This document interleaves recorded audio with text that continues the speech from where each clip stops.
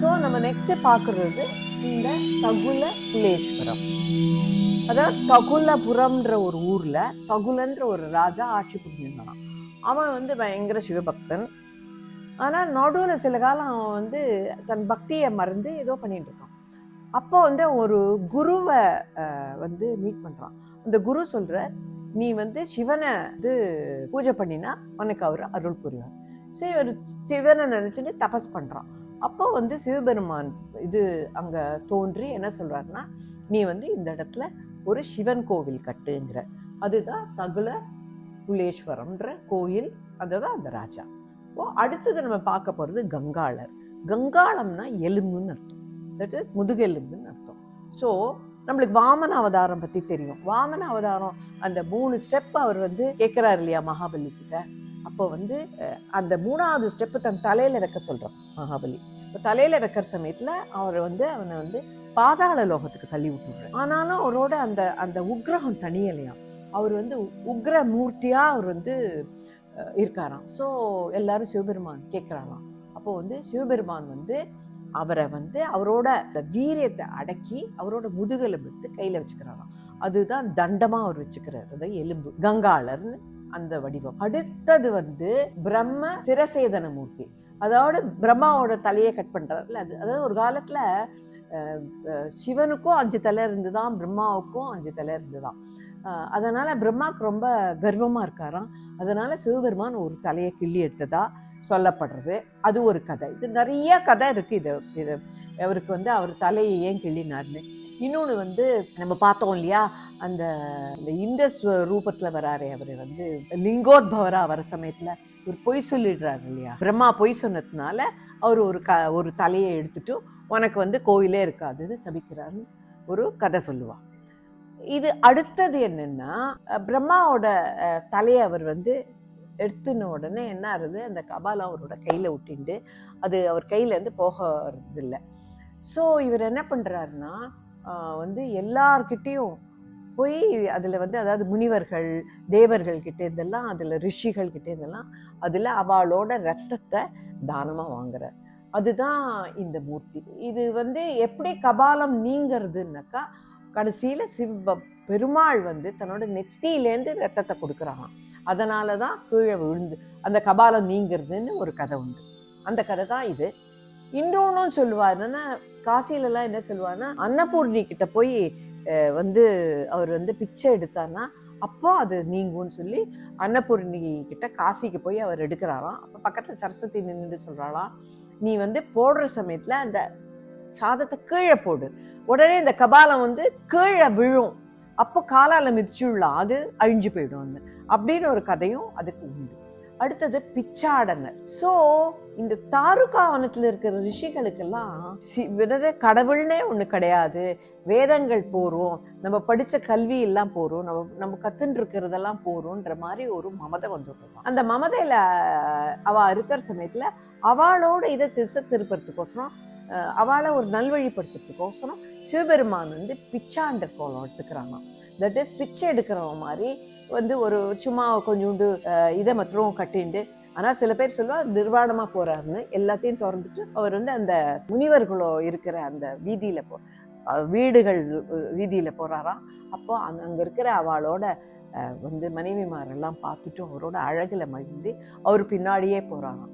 So அதுதான் வந்து பிச்சாண்டர் கோலம்னு சொல்லுவாங்க. ஸோ அடுத்தது நம்ம பார்க்க போறது கஜாரி. கஜசம்ஹார மூர்த்தி. அதாவது என்ன தெரியுமா, இப்ப பிச்சாண்டர் கோலத்துல அவர் போறார், அவர் பின்னாடி அவர் மனைவிமார்கள்லாம் போன உடனே தாருகாவனத்துல இருக்கிற ரிஷிகளுக்கெல்லாம் ரொம்ப கோபம் வந்துடுது. ஸோ அவ என்ன பண்றா, அபிசாரையா ஒரு யாகம் பண்றா. அபிசார யாகம்னாக்கா, இப்ப யாகம் பண்றது ஒரு நல்ல சுபீட்சமா, நாடு சுபீட்சமா இருக்கணும், இல்ல இது நடக்கணும், அசுமேத யாகம் பண்றா, குழந்தை பிறக்கணும், அந்த மாதிரி எல்லாம் பண்ணுவா. ஆனா இது அபிசாரம், இன்னொருத்தருக்கு கெடுதல் நடக்கணும்னு பண்ற யாகத்து பேரு அபிசாரம். அந்த மாதிரி அவ யாகம் பண்ற சமயத்துல அந்த யாகத்திலேருந்து ஒரு முரட்டு யானை வெளியில வரலாம். அந்த யானையை சிவபெருமான் மேல ஏவி விடுறாராம். சிவபெருமான் வந்து ஒரு சின்ன உருவம் எடுத்துன்னு அந்த யானைக்குள்ள போய் அந்த வயிற்ற கீழ்ச்சிண்டு அந்த யானையை சம்ஹாரம் பண்ணிட்டு வெளியில வரான். அதான் கஜாரி வடிவம், அதான் கஜசம்ஹார மூர்த்தின்னு சொல்லுவான். அப்புறம் வந்து புஜங்க ரசமூர்த்தி அப்படின்னா என்னன்னா, புஜங்கம்னா பாம்பு. ஸோ அவ வந்து அந்த யாகத்திலேருந்து பாம்பை ஏவி விடுறாளாம். அந்த பாம்புகள்லாம் வந்த உடனே இவர் அந்த பாம்பெல்லாம் எடுத்து தலையில, கழுத்துல, காலில், உடம்புல எல்லா இடத்துலயும் அந்த யானையை வந்து தன்னோட ஆபரணமா போட்டுக்கிறாராம்.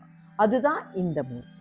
இப்ப நம்ம பார்க்க போறது வந்து சாதுர்ல ஹரி வடிவம். அதாவது அவ வந்து பாம்பை முதல்ல யானையை விடுறா, பாம்பை விடுறா. அதுக்கு நடுவில் நிறைய விடுறா, மானை விடுறா, மழை விடுறா, அதெல்லாத்தையும் எடுத்து வரான் தன்னோட ஆபரணமா போட்டுன்னு விடுறாரு. அப்புறம் ஒரு புலியை விடுறா. புலியை விட்ட உடனே அவர் என்ன பண்ற, அந்த புலியை சம்ஹாரம் பண்ணி அந்த புலியோட தோலை எடுத்து தன்னோட ஆடையா போட்டுக்கிறார். அப்புறம் முகல்வன் வதம்.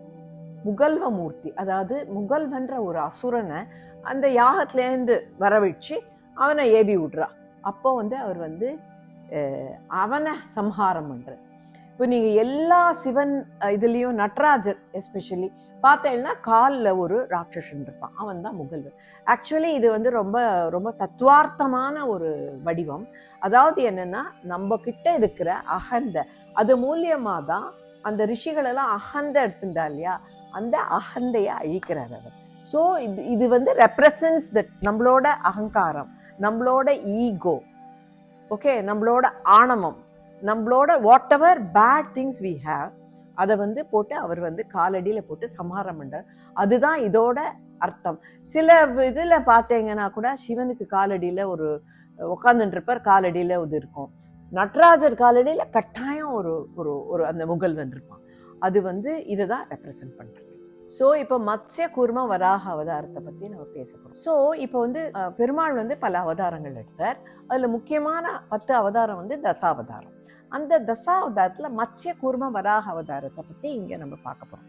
மத்ஸ்ய அவதாரத்துல அந்த ஹிரண்யாசுரன் வந்து வேதத்தின் போய் ஒளிய வச்சு விடுறான். அந்த மீன் வந்து மேலேருந்து அது வராகரா மத்ஸ்யமா போய் அவர் அதை வந்து மீட்டு கொடுக்குறார் பிரம்மாவுக்கு. அது முடிஞ்ச உடனே அந்த அவரோட டியூட்டி டு டூ தட்.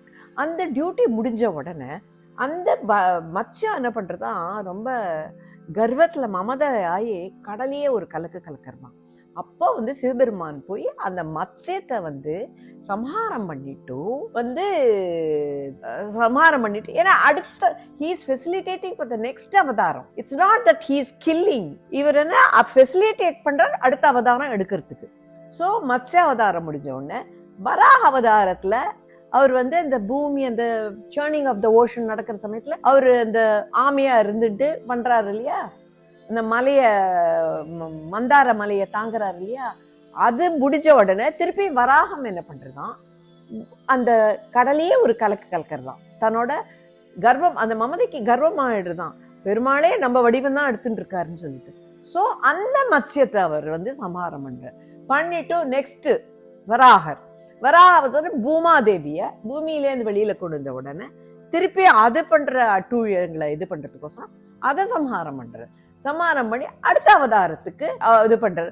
அதுதான் அந்த நம்ம கங்காளர் இது பார்த்தோம் இல்லையா, முதல்ல பார்த்தோமே, அது அந்த அந்த முதுகு தண்டை இதா வச்சுக்கிறாருன்னு சொல்லிட்டு. அப்போ என்னன்னா அந்த அந்த அவதாரம் அந்த மூர்த்திக்கு உண்டான அந்த இதை டவுன் சைஸ் பண்றதுக்கோசரம் அவர் வந்து அந்த மாதிரி பண்றார். அதுதான் வந்து மத்சாரி. அடுத்தது வந்து நம்ம பைரவரை பத்தி பார்க்கணும். சிவபெருமானோட அந்த அந்த அந்த தேக மூர்த்தியில, தட் இஸ் சம்ஹார மூர்த்தியில ரொம்ப முக்கியமான வந்து பைரவர். ஸோ அந்தகாசுரன்ற ஒரு அசுரன் என்ன பண்றான், நிறைய தபஸ் பண்ணி நிறைய பலத்தை வாங்கிட்டான்.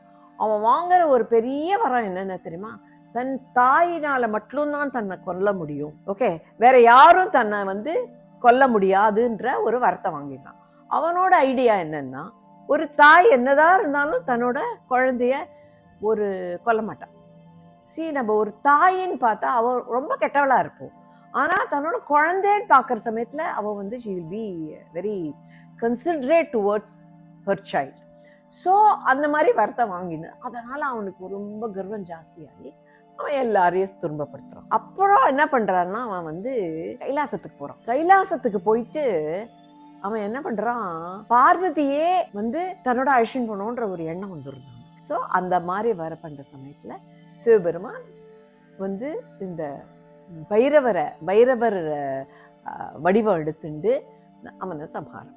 ஸோ ஜலந்தரன்ற ஒரு அசுரன், நம்ம ஜலந்தரன் வதத்தை பற்றி தான் பார்க்க போகிறோம். ஜலந்தரன்ற ஒரு அசுரன் இருக்கான். அவன் வந்து தபஸ் பண்ணி யாருக்கும் கண்ணுக்கு தெரியாத ஒரு வரனை வாங்கிட்டு அதை வச்சுட்டு அவன் என்ன பண்ணுறான், பூலோகம் சத்தியலோகம் எல்லா லோகத்தையும் போட்டு எல்லாரையும் ஜெயிச்சுட்டு கடைசியில் சிவலோகத்துக்கு போகிறான். சிவலோகத்துக்கு போய் சிவன் கிட்ட இது பண்ணுற சமயத்தில் சிவபெருமான் என்ன பண்ணுறாரு, தன் காலால் ஒரு சக்கரம் வரைகிறார். சக்கரம் வரைஞ்சிட்டு அவர் வந்து ஒரு ஒரு தவசை கோலத்தில் அப்போ இருக்கார். தவசையாக வந்து அவன்கிட்ட ஒரு கீழே ஒரு சக்கரத்தை வரைஞ்சி, நீ அந்த சக்கரத்தை தூக்குங்கிற. அவன் அந்த சக்கரத்தை தூக்குற சமயத்தில் அந்த சக்கரம் வந்து அவனோட கழுத்தில் இது பண்ணி அவன் வந்து அவனை வந்து சம்ஹாரம் பண்ணுறது. அந்த சக்கரத்தை தான், அந்த சக்கரம் என்ன பண்ணுறது, அவனை வதம் பண்ணிட்டு சிவபெருமான் கையில் போய் இருந்து விடுறது. அந்த சக்கரம் ரொம்ப பவர்ஃபுல் சக்கரம். அந்த சக்கரத்தை தான் சிவபெருமான் வந்து தானமாக கேட்குறது. நம்ம பார்த்தோம்ல சக்கரதான மூர்த்தியில், அதில் சிவபெருமான் வந்து மகாவிஷ்ணுக்கு அந்த சக்கரத்தை கொடுக்குறது. இது வந்து வீரபத்ரர். இதுவும் சிவபெருமானோட ரொம்ப ஃபெரோஷியஸான ஒரு வடிவம். அதாவது நம்மளுக்கு தெரியும், தக்ஷன் யாகத்தில் வந்து பார்வதி போகிறாங்க, பார்வதியை மதிக்கிறது இல்லை, சிவபெருமானை மதிக்காதனால அவளுக்கு ரொம்ப கோபத்தில் இருக்கா. அப்போ வந்து அந்த பார்வதியும் வந்து அங்கே வந்து தக்ஷன் மதிக்கிறது இல்லை.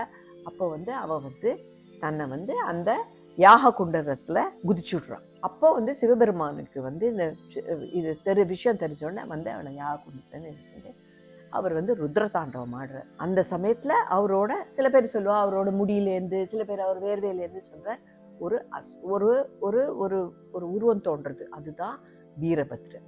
ஃபெரோஷியஸ் உருவம் அது. அந்த வடிவத்தில் அவர் என்ன பண்ணுறார், இந்த தக்ஷண சம்ஹாரம் பண்ணுறார்.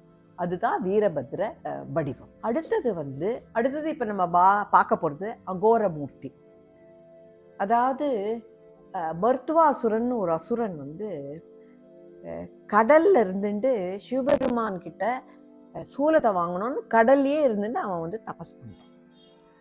அப்போ சிவபெருமான் வந்து தன்னோட அகோர முகத்திலேருந்து அங்கே தோன்றி அவனுக்கு அந்த சூலாயுதத்தை வழங்குறார். அதுதான் அகோர மூர்த்தி. ஓகே, அடுத்தது திரிபுராந்தகர். திருப்புறங்களையும் அழித்தவர்னு அர்த்தம். அதாவது திரிபுராந்தகர்ன்ற ஒரு 3 ராட்சசர்கள் இருக்கார். திரிபுரான்ற இதில் 3 ராட்சகர்கள் இருந்தார். அவர் வந்து அவ 3 பேரும் சேர்ந்து என்னன்னாக்கா, எந்த சமயத்துலேயும் நினச்ச இடத்துக்கு போனோம் ஃபாஸ்ட்டாக அப்படிங்கிற மாதிரி 3 ரதங்களை வச்சுருக்கா, லோகங்களை வச்சுருக்கா. ஒன்று தங்கத்தால் ஆனது, ஒன்று வெள்ளியால் ஆனது, ஒன்று பித்தளையானது. ஸோ அதை 3த்தையும் வச்சுட்டு அவள் ரொம்ப தேவர்களையும் அசுரர்களையும் எல்லாரையும் வந்து இம்சப்படுத்துகிறாள். அசுரர்கள் கூட இம்சப்படுத்துகிறாள் அவள் 3 பேர். ஸோ எல்லாரும் சிவபெருமான்கிட்ட வேண்ட அவர் என்ன பண்ணுறாராம், உலகத்தை ரதமாக்கிண்டு, ஓகே, சூரிய சந்திரர்களை அதோட சக்கரமாக்கிண்டு, வேதங்கள் 4 வேதங்கள் இருக்குல்ல, யஜூர், ரிக், யஜூர், சாம, அதர்வண வேதம், அந்த 4த்தையும் குதிரையை ஆக்கிண்டு, பிரம்மாவை அந்த தேரை ஓட்ட சொல்லி, அப்புறம் வந்து விஷ்ணுவை வந்து வில்ல ஆக்கிண்டு போறாங்க.